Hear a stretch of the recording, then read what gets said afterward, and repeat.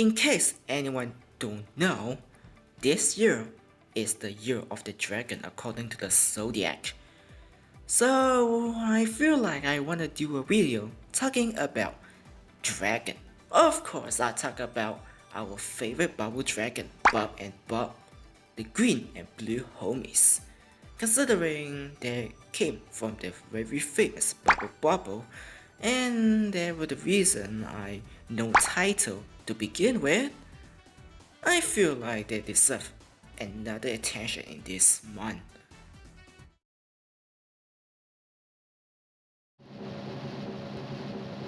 Ladies and gentlemen, this is Bubble Symphony, aka Bubble 2, is released on October 5th, 1994 for the arcade film title. A direct sequel, like I said, to the original 1986 title, Bubble. But not the first sequel to the game. You know what? I'm not repeating that again. Anyway, let's pretend this is a direct sequel to the first game, and let's keep it that way, cause I'm not confusing myself again. Anyway, the game starts off with 4 familiar dinosaurs that are just reading a book, but then this maniac right here decides to turn those 4 into bubble dragons out of the ordinary. This is why you don't read any random book or found on the floor. It's a ghost diary. It's a curse.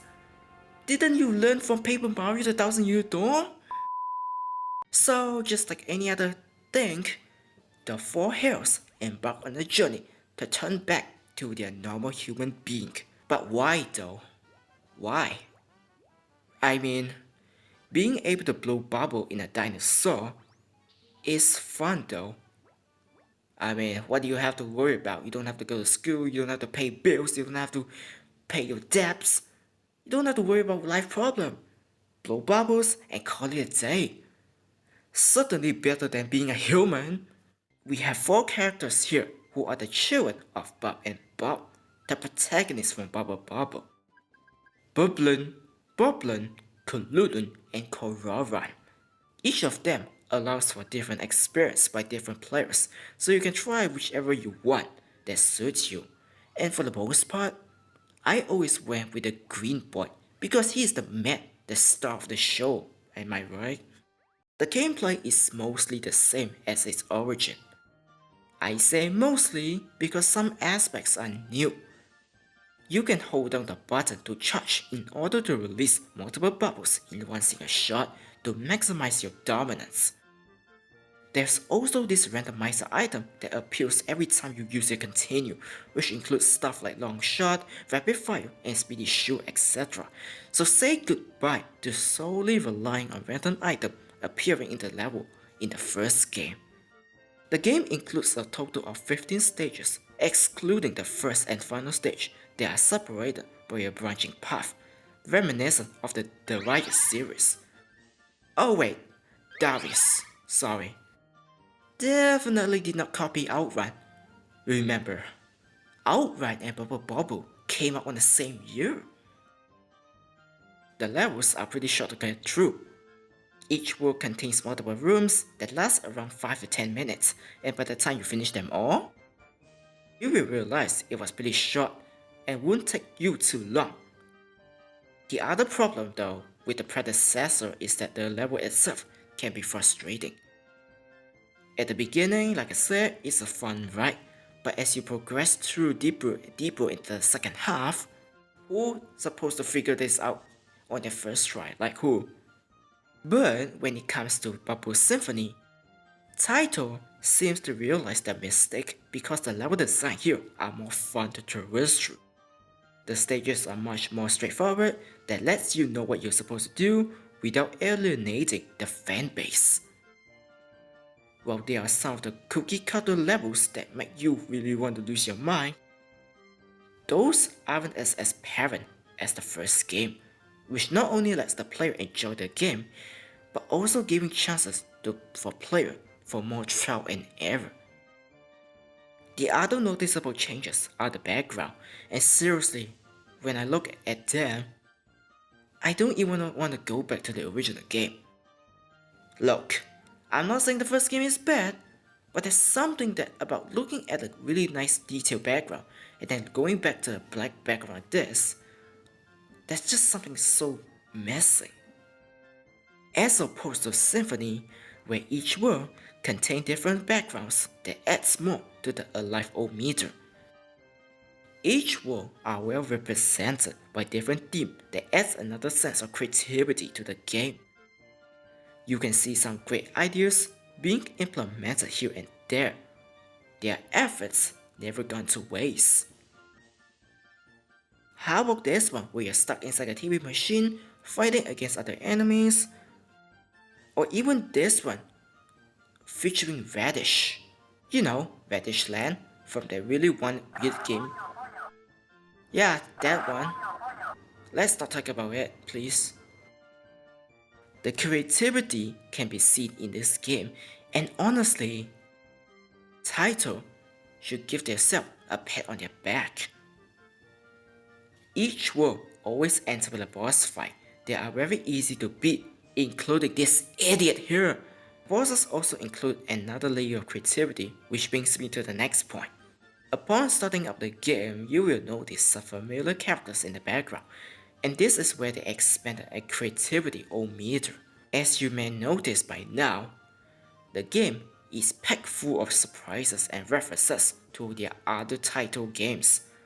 Some items are also here to help you, and also different elements from their respective games that you could easily miss out. And of course, the stages itself, which feels like a love letter to their numerous arcade titles. As I mentioned earlier, the background aren't just there for viewing pleasure, but also reminds players the title past. Now that title is bought by Square Enix, it's good to let them know, the fans, about what title did in the past. For example, Kiki Kai Kai, well, you traverse through the world, fight their enemies, and even fight the main character themselves. Eat that, MCU! The final unique feature is the game progression. Since you are turned into the dragon, you get to perform some special tests as well. Scattered across the world are keys that will be crucial for the final world. In order to collect the keys, players first have to collect 3 music notes across each zone. They usually are hidden in stages with some out of place platform that you can spot easily, and when you walk across them, the music note will appear. It's most better than the original, especially the NES version, where you have to collect specific items to be able to get the good ending. Or even the Bubble memories, where you have to collect 7 potions and try to not miss any of the levels that have it. Collect 3 notes and you will spawn the key you needed the most. And also, you can collect the 4 keys on your own and access the final world even without friends. And considering I don't have friends, I think this is a deal I will take. So thank you, title. The game could end right away should you fail to get all keys, but if you did able to get them, well, you are transported to the final world, where you will meet some of the craziest level design and some of the most hard level design ever made that will surely test your patience. But that's not enough to get the true ending. In order to do so, you have to be humans, and this is where things get a little complicated. You have to collect 3 special rods that appear in certain levels. Only in those certain levels will spawn it, but with a twist. You have to actively wait for long enough for the hurry up sign to appear, and when that happens, only the rods will appear. Collect 3 rods that spell the word ROD and you will be turned into a human. Collect 4 keys, get the special rod, reach the final world, beat the boss, but that's still not enough. Just like the first game and the third game, at the title screen, you have to insert a special code in order to turn the game into super mode, which is basically hard mode. And then you do the rest of the 2 other requirements, and there you go. That is when you're able to get the true ending.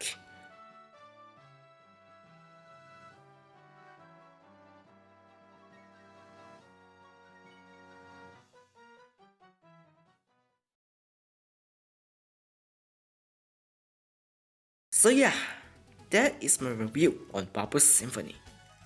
A big improvement over the first and third game, and honestly the best in the series.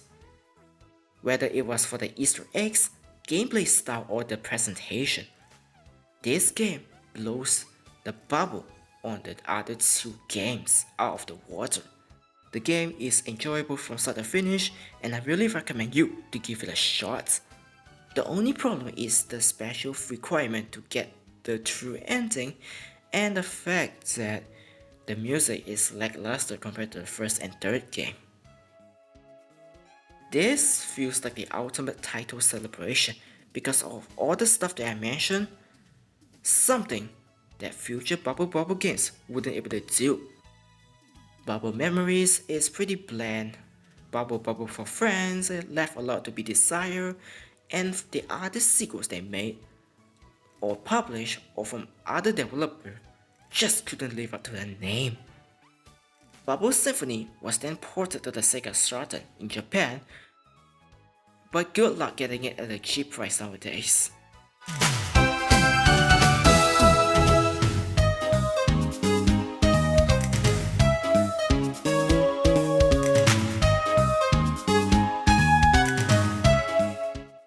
That's all I gotta say with this video. If you enjoyed what you see, be sure to like, share, and subscribe, and turn on the notification bell so that you won't miss a thing.